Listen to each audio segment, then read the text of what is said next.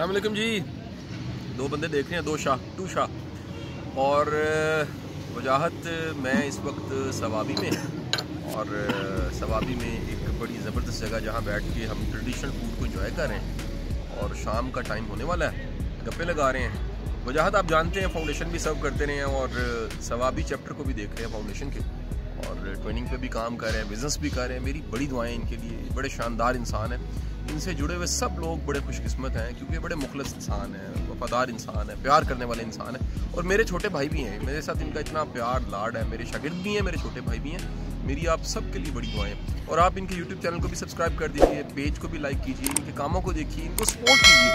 हमारे माशरे में बुरा बुरे का दोस्त है, अच्छा अच्छे का दोस्त क्यों नहीं है। तो हम अच्छाई का साथ क्यों ना दें, खैर का साथ क्यों ना दें। इंशाल्लाह जल्दी आप सबसे मुलाकात होगी, रेडियो की टीम से, मीडिया की टीम से, बाकी सब दोस्तों से जल्दी मुलाकात होती है। बहुत शुक्रिया। Thank you Shah ji, thank you so much.